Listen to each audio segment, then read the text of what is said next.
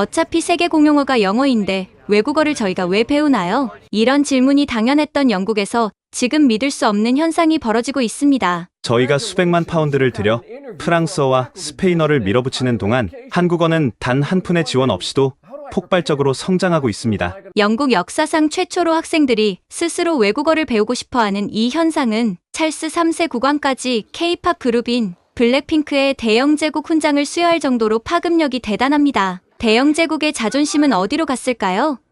그 놀라운 이야기 지금 시작합니다. 그 전에 잠깐 1초 만에 누를 수 있는 좋아요 버튼을 꼭 눌러주시면 영상 제작에 아주 큰 힘이 됩니다. 저는 평범한 화요일 아침 출근 준비를 하던 중이었습니다. 영국 교육부에서 15년간 외국어 교육 정책 컨설턴트로 일하면서 많은 것을 보았다고 생각했지만 그날 아침 저희 집 거실에서 목격한 광경은 저의 모든 경험을 뒤흔들었습니다. 아빠, 이건 방탄이야. 저희 5살 딸 소피가 TV를 켜놓은 채 거실 한가운데서 춤을 추고 있었습니다. 처음에는 그저 아이다운 장난이라 생각했지만 그녀의 춤 동작이 어딘가 익숙하게 느껴졌습니다. 바로 얼마 전 BBC 뮤직 어워즈에서 본 그 한국 아이돌 그룹의 안무였습니다. BTS의 다이너마이트 춤을 완벽하게 따라 추고 있었던 겁니다. 소피, 이걸 어디서 배운 거니?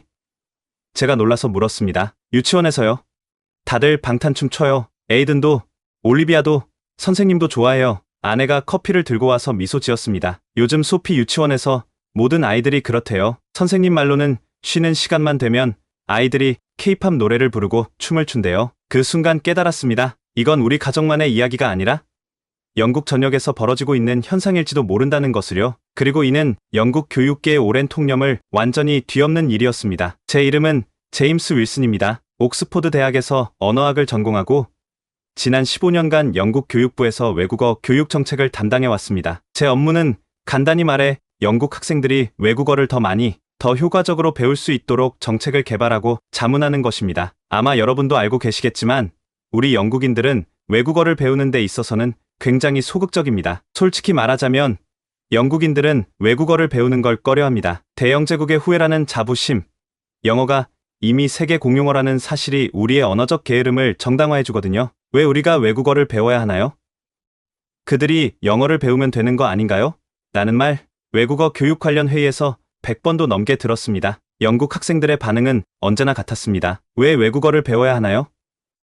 어차피 모두 영어를 쓰잖아요. 학부모들도 별반 다르지 않았습니다. 영어면 충분해요. 다른 과목에 더 집중하게 해주세요. 그런데 이제 제 5살 딸은 아침부터 한국어 노래를 흥얼거리며 K-팝 아이돌의 춤을 추고 있었습니다. 누가 시킨 것도 아니고 학교 시험에 나오는 것도 아니고 교육부가 수백만 파운드를 들여 홍보한 것도 아닌데 말이죠. 프랑스어도 스페인어도 중국어도 일본어도 아닌 한국어였습니다. 그날 아침 저는 출근길에 생각했습니다. 대체 무슨 일이 벌어지고 있는 걸까? 대영 제국의 자부심으로 가득 찬 이 나라에서 왜 유독 한국어와 한국 문화에만 열광하는 걸까? 제 직업적 호기심이 발동했고 그날부터 저는 영국 교육계를 강타한 이 특이한 현상을 조사하기 시작했습니다. 제가 알게 된 사실들은 저의 모든 전문적 가정을 뒤엎었고 결국 제 인생의 방향까지 바꿔놓게 될 줄은 그때는 몰랐습니다. 직업적 호기심을 안고 소피의 유치원부터 방문하기로 결정했습니다. 아이들에게는 그저 딸 소피의 아빠였지만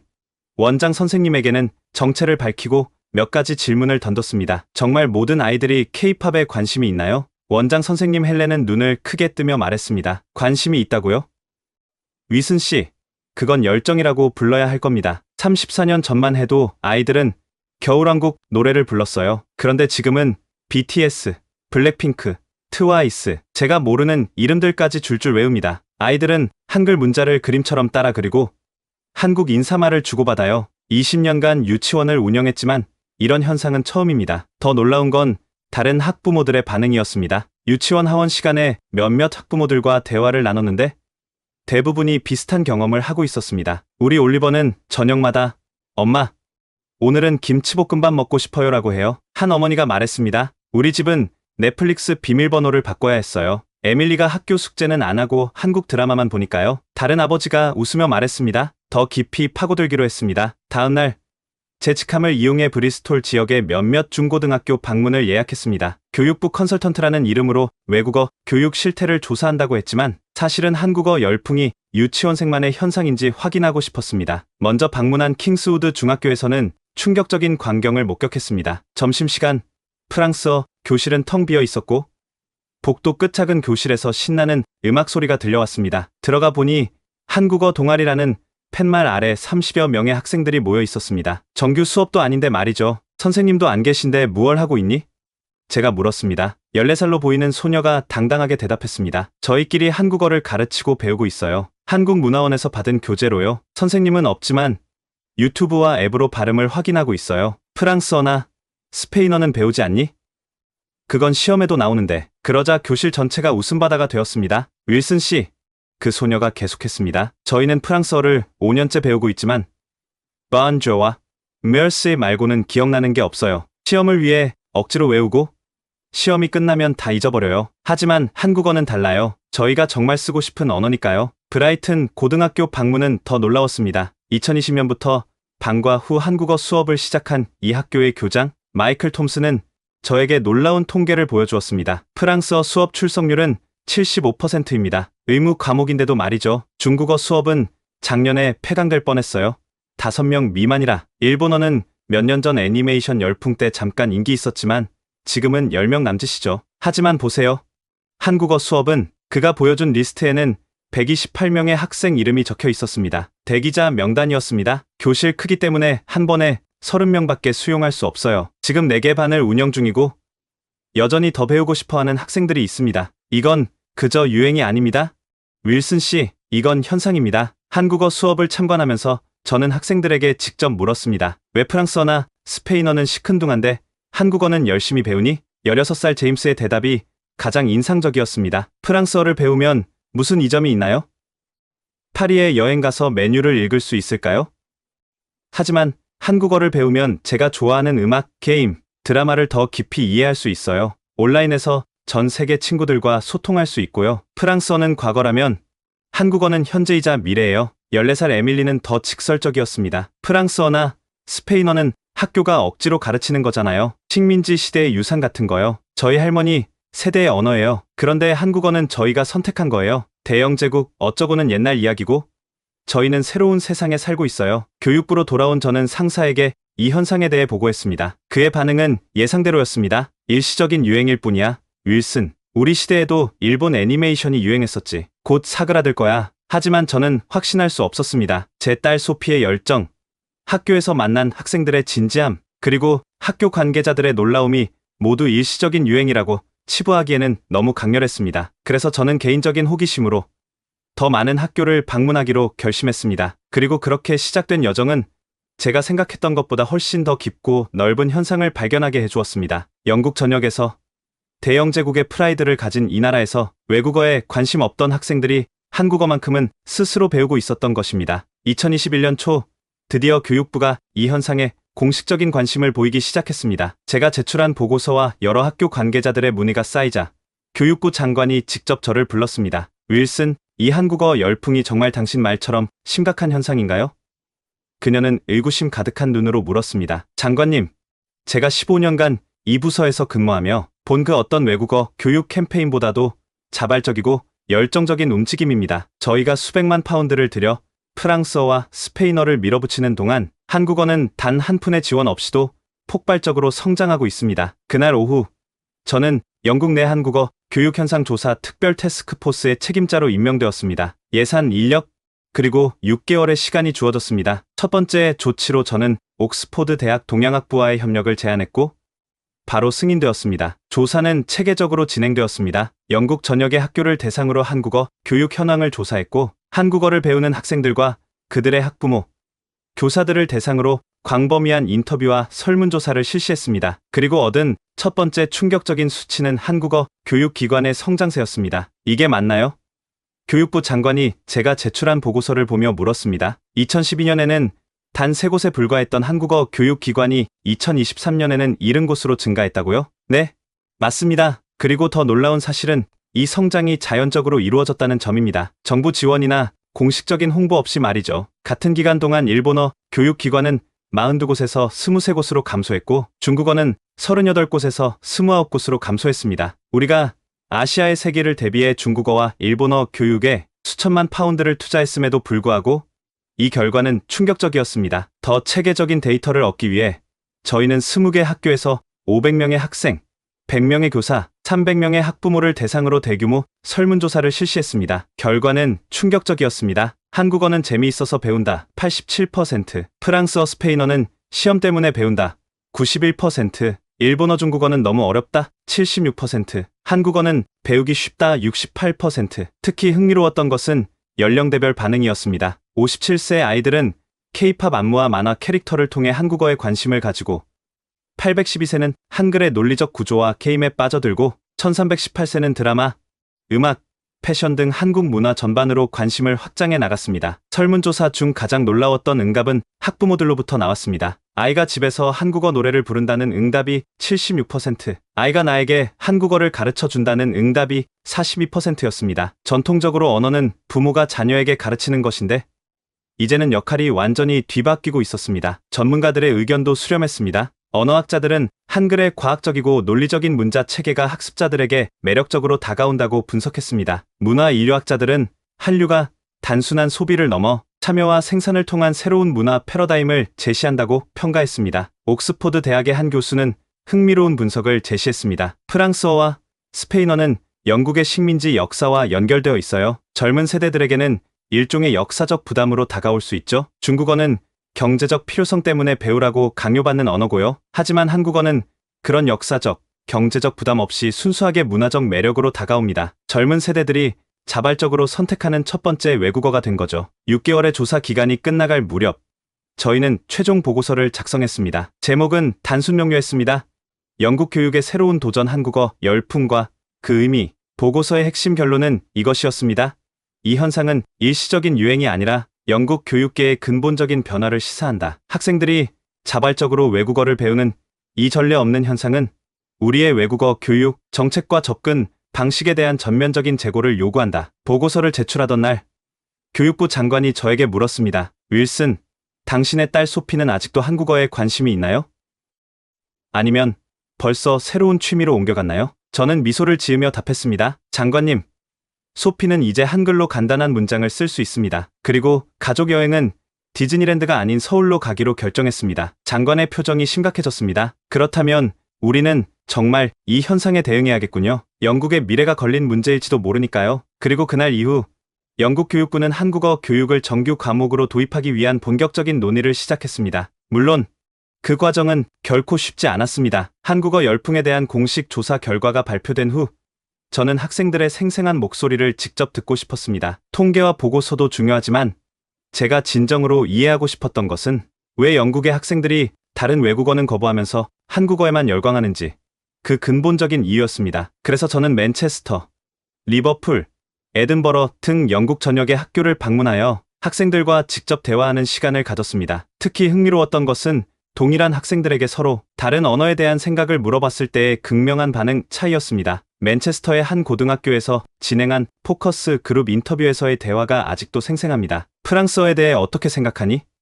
제가 물었습니다. 15살 알렉스가 눈을 굴리며 대답했습니다. 지루해요. 문법 규칙은 복잡하고 발음은 어렵고 선생님은 항상 시험 얘기만 해요. 5년째 배우고 있는데 제 이름은 알렉스입니다. 정도밖에 말할 수 없어요. 스페인어는 16살 제시카가 대답했습니다. 프랑스어보다는 조금 나아요. 적어도 휴가 때 쓸 수 있으니까요. 하지만 여전히 학교 과목일 뿐이에요. 즐거움이나 열정과는 거리가 먼. 중국어는 어때? 여러 학생들이 동시에 너무 어려워요 라고 외쳤습니다. 17살 마이클이 덧붙였습니다. 부모님이 미래를 위해 좋을 거야 라고 해서 시작했어요. 하지만 한자를 외우는 건 정말 고통스러웠어요. 6개월 만에 포기했죠. 일본어는 14살 에밀리가 손을 들었습니다. 저는 애니메이션 때문에 일본어를 배우고 싶었어요. 하지만 실제로 배우기 시작하니 생각보다 훨씬 복잡하더라고요. 게다가 일본어를 배우는 친구들이 거의 없어서 함께 연습할 사람도 없었어요. 마지막으로 질문했습니다. 그럼 한국어는 어때? 교실의 분위기가 확 바뀌었습니다. 모두가 미소를 짓고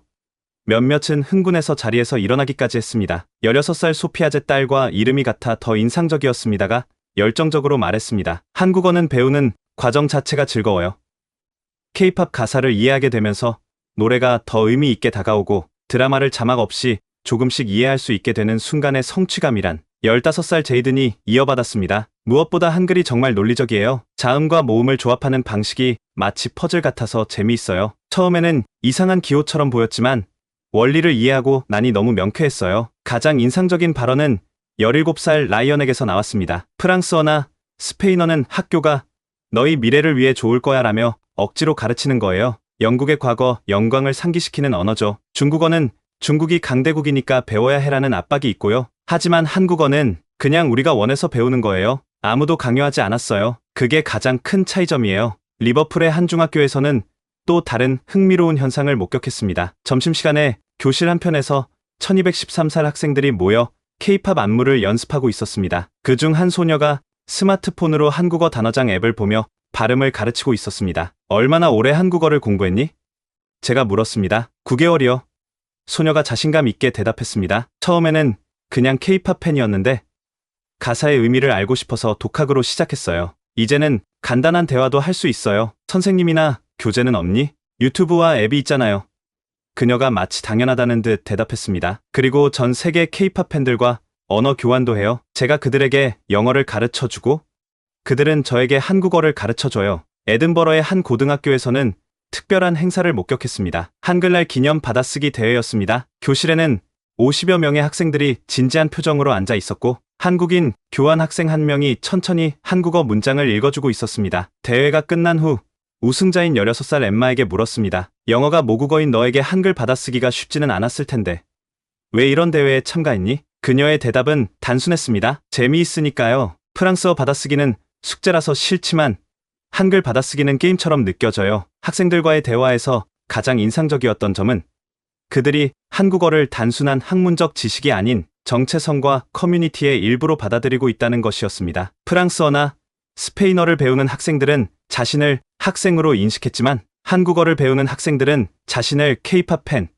한류 팬, 글로벌 시민으로 인식했습니다. 특히 또래 문화 속에서 한국어가 차지하는 위치는 놀라웠습니다. 교실에서 한국어 인사 안녕하세요는 일상이 되었고 소셜 미디어에서는 한국어 해시태그가 트렌드였습니다. 오빠, 대박, 화이팅 같은 한국어 표현들이 영국 청소년들의 일상 대화에 자연스럽게 녹아들어 있었습니다. 버밍엄의 한 학교에서 만난 교사는 이런 말을 했습니다. 20년 교직 생활 중 처음 보는 현상이에요. 프랑스어를 가르칠 때는 항상 왜 이걸 배워야 하나요?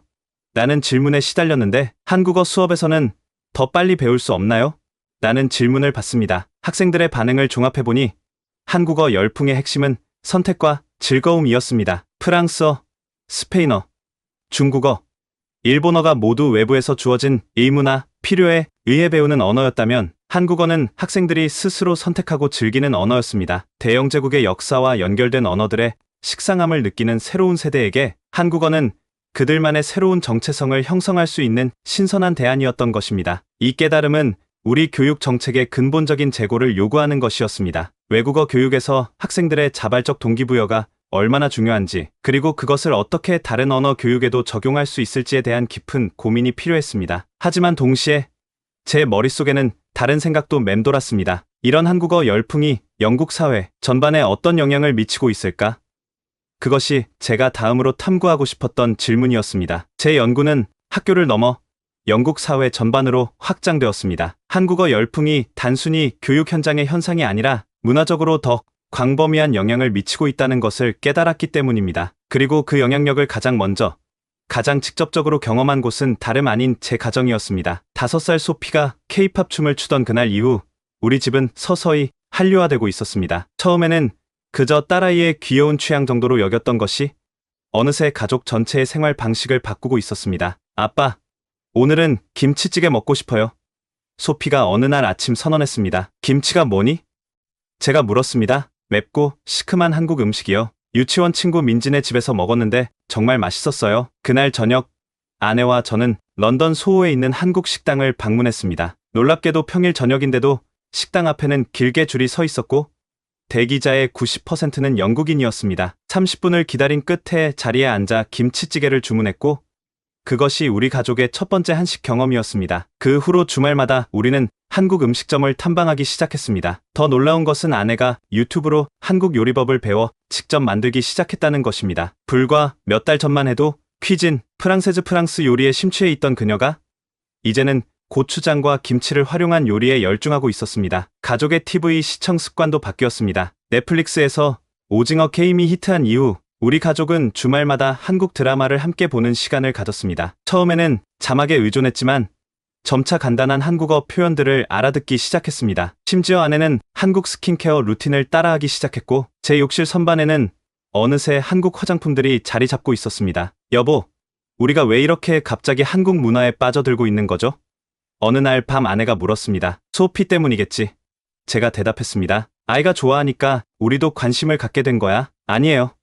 아내가 고개를 저었습니다. 나도 처음엔 그렇게 생각했는데 지금은 내가 소피보다 더 열성적인 것 같아요. 한국 드라마는 정말 중독성이 있고 한식은 건강에도 좋은 것 같고 이상하게 끌리는 매력이 있어요. 그녀의 말에 깊이 공감했습니다. 우리 가족만 그런 것이 아니었습니다. 영국 전역에서 비슷한 변화가 일어나고 있었습니다. 런던의 대형 슈퍼마켓 테스코에 한국 음식 코너가 새롭게 생겼고 항상 품절 사태를 빚었습니다. BBC 푸드 채널에서는 김치 담그기 프로그램이 방영되었고 영국의 유명 셰프들이 한식을 재해석한 요리를 선보이기 시작했습니다. 더 놀라운 것은 통계였습니다. 영국으로 수출된 한국 식품이 전년 대비 13% 증가했고 고추장이나 쌈장 매출은 200%, 한국식 치킨은 250%나 매출이 증가했다는 보고가 있었습니다. 문화적 현상으로서의 한류는 음식을 넘어 더 넓게 퍼지고 있었습니다. 2021년 저는 딸 소피와 함께 BTS의 웸블리 스타디움 공연을 보러 갔습니다. 6만 석이 전부 매진된 그 공연장에서 저는 영국 언론이 왜 BTS를 21세기의 비틀즈라고 부르는지 직접 체감할 수 있었습니다. 무대 위의 퍼포먼스도 인상적이었지만 더 놀라웠던 것은 관객들이었습니다. 5세부터 50세까지 다양한 연령대의 영국인들이 한국어 가사를 따라 부르고 응원 구호를 외치고 춤을 추고 있었습니다. 제 옆자리에 앉은 40대 여성은 아미봉이라는 응원봉을 흔들며 눈물을 흘리고 있었습니다. 팬이신가 봐요? 제가 물었습니다. 저는 원래 비틀즈 세대예요. 그녀가 웃으며 대답했습니다. 그런데 딸이 BTS를 소개해줬고 지금은 제가 딸보다 더 열성적인 팬이 됐어요. 그들의 음악과 메시지가 제 인생을 바꿨다고 해도 과언이 아니에요. 비틀즈의 고향 리버풀에서도 K-팝의 영향력은 강력했습니다. 리버풀의 유명한 캐번 클럽 근처에 이제는 K-팝 댄스 애카데미가 문을 열었고 주말마다 영국 청소년들로 붐볐습니다. 넷플릭스 UK 차트를 보면 한국 드라마가 항상 상위권을 차지했습니다. 오징어 게임이 폭발적인 인기를 끈 이후 더 글로리, 이상한 변호사 우영우, 좋은 날 등 다양한 한국 드라마가 영국인들의 시청 습관을 바꾸고 있었습니다. 영국 프리미어 리그에서 활약하는 손흥민 선수에 대한 관심도 커졌습니다. 토트넘 호스퍼의 팬숍에서는 손흥민의 이름이 적힌 유니폼이 가장 잘 팔렸고 많은 영국 어린이들이 그를 롤모델로 삼았습니다. 런던 킹스턴 어폰 템스 왕립구는 11월 22일을 김치의 날로 공식 제정했고 타임스 스퀘어에서는 매년 한국 문화 축제가 열리기 시작했습니다. 옥스포드 영어 사전에는 반찬, 먹방, 오빠, 누나, 대박 등 26개의 한국어 단어가 정식으로 등재되었습니다. BBC는 고추장을 고유 명사로 보도하기 시작했고 영국의 주요 라디오 방송에서는 K-팝이 정규 재생 목록에 포함되었습니다. 이런 변화가 가장 극적으로 드러난 순간은 2022년 찰스 3세 국왕이 K-팝 그룹 블랙핑크에게 대영 제국 훈장을 수여했을 때였습니다. 영국의 의장국이 있던 2021년 UN 기후변화 협약 당사국 총회에서 홍보대사로 활동한 공로를 인정받은 것이었습니다. 이 모든 현상을 지켜보며 저는 깊은 생각에 잠겼습니다. 한때 해가 지지 않는 제국을 자랑하던 영국이 이제는 작은 아시아 국가의 문화적 영향력 아래 놓이게 된 역설, 대영 제국의 프라이드로 가득 찬 이 나라에서 왜 하필 한국 문화가 이렇게 강력한 영향력을 발휘하게 되었는지, 그리고 더 중요한 질문은 교육 정책을 담당하는 사람으로서 이 현상을 어떻게 받아들이고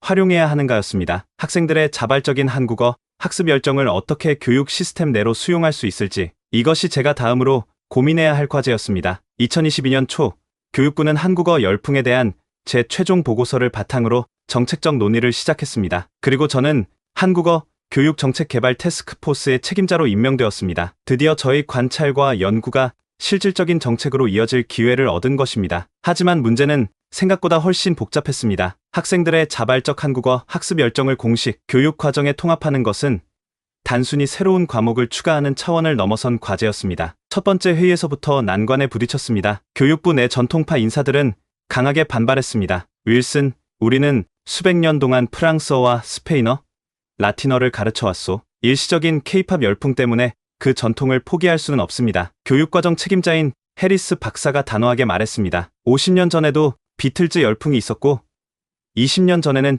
일본 애니메이션 열풍이 있었습니다. 그때마다 교육 정책을 바꿨다면 지금쯤 우리는 어떤 상황이었을까요? 다른 고위 관료가 덧붙였습니다. 혁신파 인사들의 의견은 달랐습니다. 하지만 우리가 15년간 프랑스어와 스페인어를 밀어붙인 결과가 뭡니까? 영국 학생들의 외국어 능력은 유럽 최하위 수준입니다. 학생들이 자발적으로 배우고 싶어하는 언어가 있다면 그것이야말로 우리가 지원해야 할 방향 아닌가요? 교육혁신 담당 존슨 박사가 반박했습니다. 저는 양측의 의견을 경청한 후 중요한 현실적 문제를 제기했습니다. 이론적 논쟁을 떠나서 우리에게는 실질적인 문제가 있습니다. 현재 영국 내 자격을 갖춘 한국어 교사는 몇 명이나 될까요? 영국 학교 시스템에 맞는 한국어 교재는 있을까요?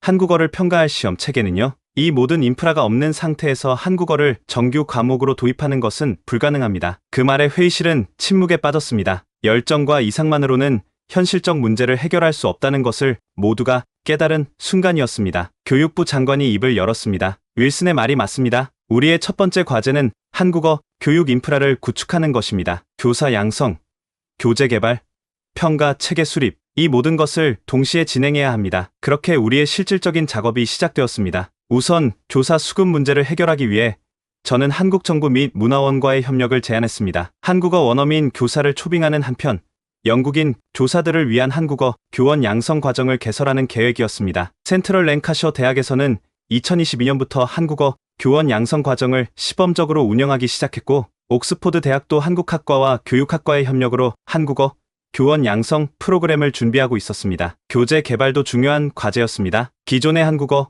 교재들은 대부분 성인 학습자를 대상으로 하거나 영국의 교육 과정과 맞지 않는 부분이 많았습니다. 특히 57세 아이들부터 1718세 청소년까지 다양한 연령대에 적합한 교재를 개발하는 것은 쉽지 않은 일이었습니다. 이를 위해 저희는 영국 출판사들과 한국의 교육 전문가들을 연결하는 프로젝트를 시작했습니다. 케임브리지 대학 출판부가 한국어 교재 시리즈 개발에 참여하기로 결정한 것은 큰 성과였습니다. 평가, 체계 수립도 난제였습니다. 영국의 중등 졸업 시험인 GCSE와 A레벨의 한국어를 포함시키기 위해서는 교육평가위원회의 승인이 필요했고 이를 위한 표준화된 평가 기준을 개발해야 했습니다. 2022년 여름 우리는 10개 학교에서 한국어 GCSE 파일럿 프로그램을 시작했습니다. 소규모로 시작했지만 그 반응은 압도적이었습니다. 시범 학교에서는 한국어 수업 등록을 위한 추첨을 진행해야 할 정도였습니다. 그러나 이런 노력에도 불구하고 교육부 내에서의 논쟁은 계속되었습니다. 특히 예산 문제가 불거졌습니다. 우리는 이미 프랑스어와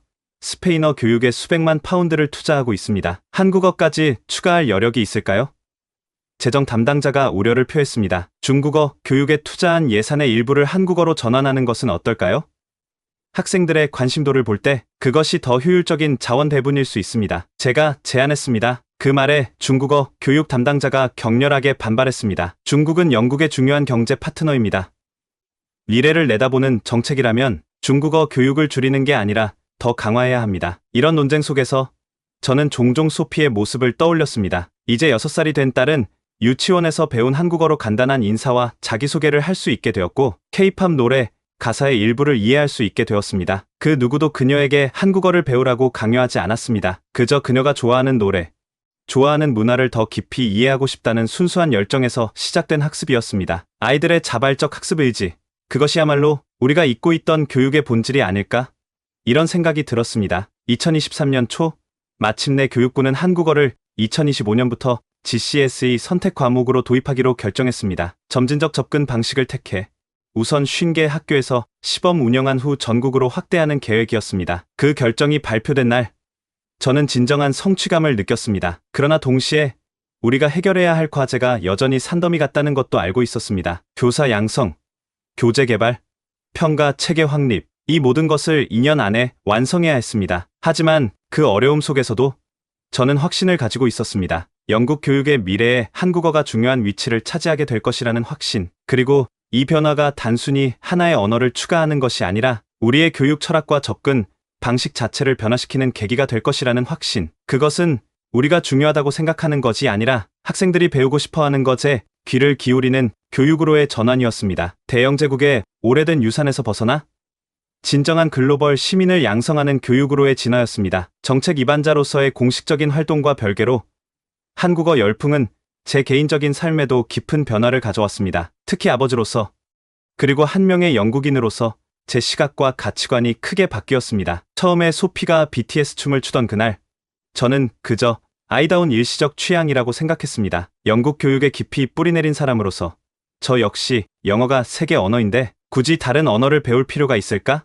라는 생각을 은연중에 가지고 있었던 것 같습니다. 프랑스어나 스페인어는 전통적으로 가치 있는 언어라고 여겼지만 한국어는 그저 K-팝 때문에 잠시 인기 있는 언어로 치부했습니다. 그러나 소피와 함께 한국어를 배우기 시작하면서 제 인식은 완전히 바뀌었습니다. 처음에는 소피를 위해 그리고 직업적 호기심 때문에 시작한 한국어 학습이었습니다. 주말마다 런던 한국문화원에 부모 자녀 한국어 교실에 참여했고 집에서는 한국어 학습 앱을 함께 사용했습니다. 단순히 소피의 관심사에 동참하는 아버지가 되고 싶었을 뿐입니다. 그런데 놀랍게도 제가 먼저 빠져들기 시작했습니다. 아빠, 이건 너무 어려워요. 한글 자음과 모음을 배우던 소피가 투정을 부렸습니다. 그렇게 생각하니? 나는 오히려 너무 논리적이고 명확해서 좋던데.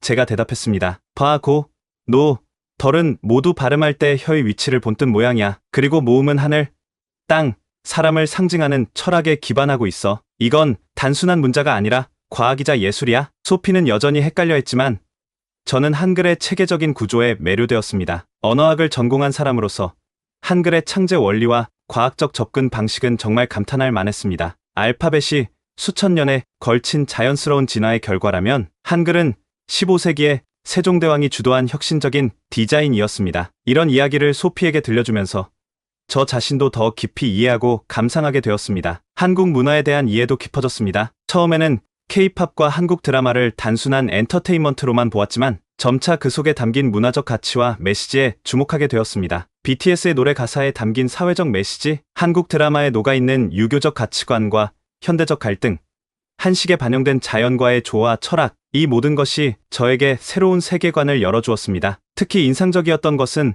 한국의 교육열과 자기 개발에 대한 강한 의지였습니다. 한국 드라마를 통해 본 학부모들의 교육에 대한 헌신, 학생들의 노력, 그리고 평생 학습의 가치를 중시하는 문화는 저에게 깊은 인상을 남겼습니다. 여보, 당신 요즘 많이 달라졌어요. 어느 날 저녁, 아내가 말했습니다. 어떤 면에서요? 제가 물었습니다. 예전에는 소피가 영어 외에 다른 언어에 관심을 보이면 프랑스어나 독일어를 배우는 게 더 좋지 않을까? 라고 했잖아요. 그런데 지금은 당신이 먼저 소피에게 한국어 노래를 틀어주고 한국 음식점에 가자고 하고 심지어 휴가 계획도 파리가 아닌 서울로 바꿨잖아요. 그녀의 말이 맞았습니다. 저도 모르는 사이에 제 내면의 대영제국 프라이드가 무너지고 있었습니다. 한때는 영어가 세계 최고의 언어라고 생각했던 저의 고정관념이 깨지고 다양한 문화와 언어에 대한 열린 마음이 자라고 있었습니다. 딸과의 관계도 달라졌습니다. 예전에는 저는 가르치는 아버지였고 소피는 배우는 딸이었습니다. 하지만 한국어와 한국 문화를 함께 배우면서 우리는 동등한 학습자가 되었습니다. 때로는 소피가 저에게 새로운 K-팝 그룹을 소개하고 제가 배우지 못한 한국어 표현을 알려주기도 했습니다. 이런 역할 전환은 우리 관계에 새로운 차원의 유대감을 더해주었습니다. 2023년 여름, 우리 가족은 마침내 일주일간의 서울 여행을 다녀왔습니다. 이전에는 상상조차 하지 못했던 여행이었습니다. 그리고 그 여행은 우리 가족의 인생에서 가장 특별한 경험 중 하나가 되었습니다. 한강공원에서 현지인들과 어울리고 경복궁의 웅장함에 감탄하고 홍대의 젊은 에너지를 느끼고 무엇보다 소피가 그토록 동경하던 K-팝 스타들의 나라를 직접 경험하는 것. 그것은 단순한 관광이 아닌 문화적 몰입이었습니다. 한국인들의 따뜻한 환대와 영국인에 대한 친근함도 인상적이었습니다. 영국에서 오셨어요? 해리포터 정말 좋아해요. 셜록 홈즈 시리즈 팬이에요. 영국 축구 프리미어 리그를 매주 봐요. 라는 말을 들으며 문화 교류는 일방적인 것이 아니라 쌍방향임을 깨달았습니다. 서울대학교 언어교육원도 방문했습니다. 그곳에서 저는 영국 교육부를 대표하여 한국어 교원, 양성 프로그램에 대한 협력 방안을 논의했고 소중한 인연을 맺었습니다. 이 인연은 추후 영국의 한국어 교육 정책 발전에 큰 도움이 되었습니다. 영국으로 돌아온 후 한국 여행의 경험은 제 직업적 사명감을 더욱 강화해 주었습니다. 이제 한국어 교육 정책 수립은 단순한 직무를 넘어 제 개인적 신념과 연결된 일이 되었습니다. 교육부 회의에서 제가 한국어 교육의 중요성을 역설할 때 그것은 딱딱한 통계와 이론에만 기반한 것이 아니었습니다. 제 딸의 눈빛, 서울거리에서 만난 학생들의 열정, 그리고 제 자신이 경험한 문화적 성장, 이 모든 것이 제 주장에 생생한 힘을 불어넣었습니다. 한국어를 배우고 한국 문화를 경험하면서 저는 단순히 새로운 언어와 문화를 습득한 것이 아니라 세상을 바라보는 새로운 렌즈를 얻었습니다. 그리고 그 렌즈를 통해 저는 영국 교육의 미래에 대한 더 넓은 비전을 갖게 되었습니다. 이것이 바로 제가 정책 입안자로서 추구하고자 하는 교육의 본질이었습니다. 지식 전달을 넘어 새로운 세계관과 가치관을 열어주는 교육. 한국어 열풍은 저에게 그런 교육의 가능성을 보여주었습니다. 2023년 가을, 교육부는 한국어 교육 정책에 관한 최종 발표를 준비하고 있었습니다. 그동안의 연구, 시범 사업, 그리고 다양한 의견 수렴을 통해 얻은 결론을 공식화하는 순간이었습니다. 발표 전날 밤, 서류를 검토하며 지난 2년간의 여정을 되돌아보았습니다. 그 모든 것이 제 딸 소피의 춤으로 시작되었다는 사실이 여전히 믿기지 않았습니다. 5살 아이의 K-팝 안무가 영국 교육 정책의 변화로 이어지다니 누가 상상이나 했을까요? 발표 당일 기자회견장은 영국 주요 언론사들로 가득 찼습니다. BBC, 가디언, 타임스 등 주요 매체뿐 아니라 한국 언론사들도 다수 참석했습니다. 그만큼 이 이슈가 양국 모두에게 중요하다는 의미였지요. 교육부 장관이 연단에 섰습니다. 오늘 우리는 영국 교육의 새로운 장을 여는 정책을 발표하고자 합니다. 2025년부터 한국어가 GCSE와 A-레벨 정규 외국어 과목으로 도입됩니다. 기자들의 카메라 플래시가 쉴 새 없이 터졌습니다. 장관의 발표가 이어졌습니다. 이 결정은 단순히 하나의 언어를 교육과정에 추가하는 차원을 넘어섭니다. 이는 우리 교육 철학의 변화를 의미합니다. 그동안 우리는 학생들이 무엇을 배워야 하는가를 결정해왔습니다. 이제는 학생들이 무엇을 배우고 싶어 하는가에 귀를 기울이고자 합니다. 그 순간 저는 제 직업 인생에서 가장 큰 보람을 느꼈습니다. 단순한 관찰에서 시작해 실질적인 정책 변화로 이어진 이 과정은 교육자로서 꿈꿀 수 있는 최고의 성취였습니다. 기자회견이 끝난 후 한 젊은 기자가 저에게 다가왔습니다. 윌슨 씨, 이 모든 변화의 시작점이 당신의 5살 딸이었다고 들었습니다. 사실인가요? 저는 미소 지으며 대답했습니다. 네. 제 딸 소피가 K-팝 춤을 추는 것을 보고 호기심이 생겼습니다. 하지만 진짜 주인공은 소피 같은 영국의 모든 아이들입니다. 그들이 자발적으로 선택한 관심사가 교육 정책의 변화를 이끌어냈다는 점이 중요합니다. 한국어가 영국 학생들에게 특별한 이유가 무엇이라고 생각하시나요?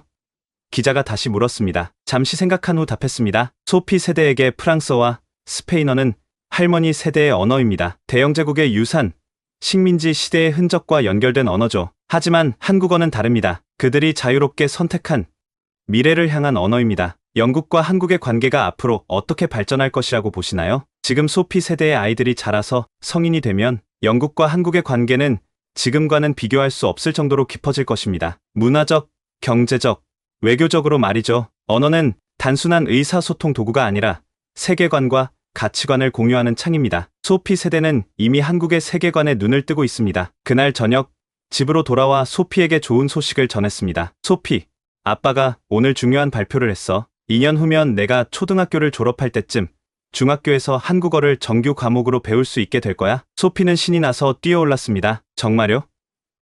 그럼 제 친구들도 모두 한국어를 배울 수 있는 거예요? 그럼 원한다면 누구나 배울 수 있게 될 거야. 아빠, 근데 전 이제 한국어 조금 할 수 있는데 그때는 더 어려운 걸 배울 수 있을까요? 그 말에 웃음이 나왔습니다. 벌써 고급 과정을 걱정하는 딸아이가 대견하면서도 귀여웠습니다. 물론이지. 소피, 내가 원하는 만큼 깊이 배울 수 있을 거야. 어쩌면 나중에는 내가 한국어 선생님이 될 수도 있겠구나. 소피가 눈을 동그랗게 뜨며 말했습니다. 그럼 아빠처럼 다른 아이들을 가르칠 수 있는 거예요? 그렇지. 아니면 통역사가 되어 한국과 영국 사람들이 서로 이해할 수 있게 도와줄 수도 있고 한국 회사에서 일할 수도 있고 가능성은 무궁무진해. 그날 밤 소피를 재운 후 아내와 와인 한 잔을 나누며 이야기했습니다. 결국 해냈군요. 한국어가 정규 과목이 되다니 2년 전만 해도 상상도 못했을 일이에요. 아내가 말했습니다. 사실 이 모든 변화의 주인공은 소피야. 그리고 소피 같은 아이들이지. 제가 답했습니다. 어떤 면에서는 아이들이 어른들보다 더 현명한 것 같아요. 그들은 고정관념 없이 세상을 바라보니까요. 아내의 말이 깊은 울림을 주었습니다. 맞아요.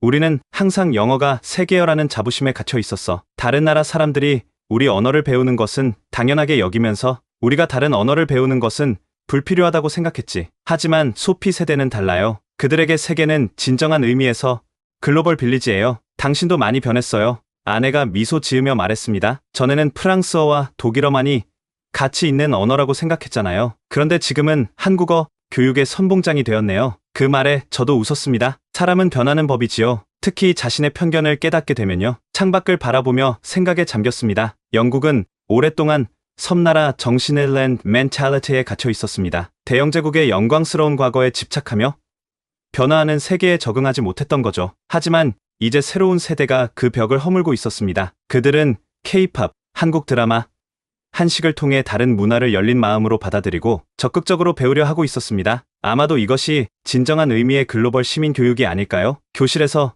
세계 시민이 되어야 한다고 가르치는 것이 아니라 아이들이 자연스럽게 다른 문화에 관심을 갖고 그 언어를 배우고 그 가치를 이해하도록 돕는 것. 소피와 그 친구들은 이미 그 길을 가고 있었습니다. 교육부 컨설턴트로서 15년 경력을 쌓으며 저는 많은 교육 정책의 변화를 지켜봤습니다. 하지만 한국어 열풍만큼 자발적이고 열정적인 현상은 본 적이 없었습니다. 그리고 그 열풍의 중심에 제 딸이 있었다는 사실은 제게 특별한 자부심을 안겨주었습니다. 영국이 변하고 있었습니다. 대영제국의 프라이드는 조금씩 부드러워지고 그 자리를 새로운 종류의 열린 자신감이 채우고 있었습니다. 이제 우리는 다른 나라의 언어와 문화를 배우는 것이 약함의 표시가 아니라 강함의 표시임을 깨달아가고 있었습니다. 소피가 처음 BTS의 다이너마이트 춤을 추던 그날, 저는 단순한 아이의 장난으로 여겼습니다. 하지만 지금 돌이켜보면 그것은 새로운 시대의 시작을 알리는 신호였습니다. 5살 소녀의 K-팝 안무가 영국 교육 정책의 변화로 이어지는 여정, 인생이란 참으로 예측할 수 없는 것이었습니다. 오늘 밤, 저는 감사한 마음으로 잠자리에 듭니다. 제 딸 소피에게 감사합니다. 그녀가 아버지에게 가르쳐준 것은 한국어가 아니라 세상을 바라보는 새로운 시각이었으니까요. 그리고 모든 소피들, 즉 선입견 없이 열린 마음으로 세계를 탐험하는 모든 아이들에게 감사합니다. 그들이야말로 진정한 미래의 주인공들이니까요. 안녕히 주무세요. 소피야, 고마워. 한국어로 인사하며 아이의 방을 나섰습니다. 여기까지 제임스 윌슨 씨의 사연이었습니다. 한 아버지의 눈에 비친 영국 사회의 한국어 열풍, 그리고 그것이 가져온 개인적, 사회적 변화의 이야기였습니다. 5살 소녀의 K-팝 안무가 영국 교육 정책의 변화로 이어지는 여정, 때로는 가장 작은 순간들이 우리 삶의 방향을 바꾸기도 하는 것 같습니다. 지금까지 원더풀 해외 사연이었습니다. 긴 얘기 들어주셔서 감사합니다.